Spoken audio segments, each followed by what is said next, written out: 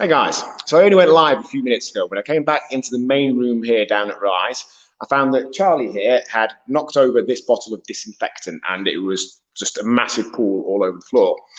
And Charlie's reaction to that was a really powerful reminder to me that it's human nature to essentially want to blame other people for what we've done and to not necessarily take full responsibility. And it's a learned skill to do that.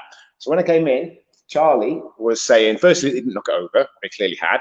Then when I asked him about it, he admitted he had.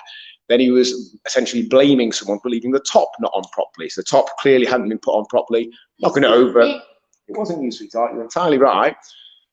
But he'd still knocked it over. We didn't know who it was. We didn't know who it was, yeah. But as I explained to him, that's all fine. I'm happy to clear it up. But he needs to accept responsibility for the fact that he knocked it over. Because if he doesn't acknowledge that, he won't learn anything from the experience, will you, mate? Yeah, I will. You will, yes. You won't knock them over again, will you? You'll be more careful. So I think he then said something about it was my fault for leaving it in a certain place. So it's a really powerful reminder that that's human nature. When something goes not quite right, we readily look elsewhere for other people's input into that situation.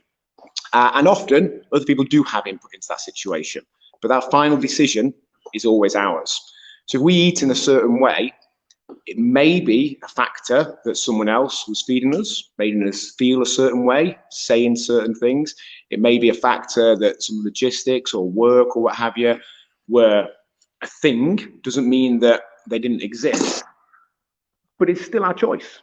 Everything we ever do is still our choice. And if we completely absolve ourselves of responsibility, we'll never put ourselves in a position of power. We become a victim of circumstance where things happen to us.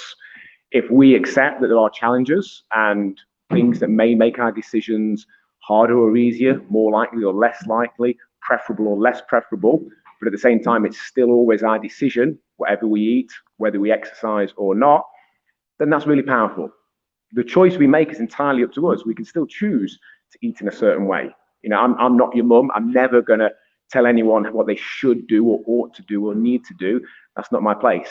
I will help people ask better questions to help them lead to answers that serve them better, though.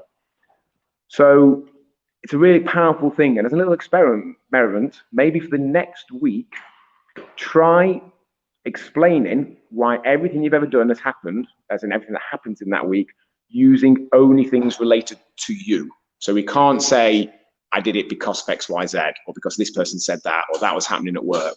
We just say, I chose to eat it. I wanted to eat that thing and I ate it. That's absolutely fine. But by putting ourselves in that place, by giving ourselves that mindset that ultimately anything that we do is our choice, our responsibility, it puts us in power. We'll still make some decisions the same as we did before. We'll make some different ones as well, because we appreciate that the actions of others are factors, but we're never powerless to them. We can ultimately make choices and we learn from that and we grow from that.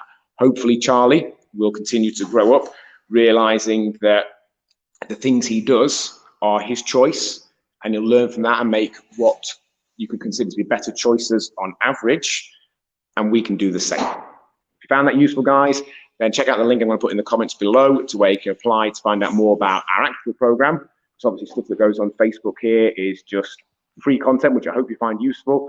But what we do as part of the program is next level to that.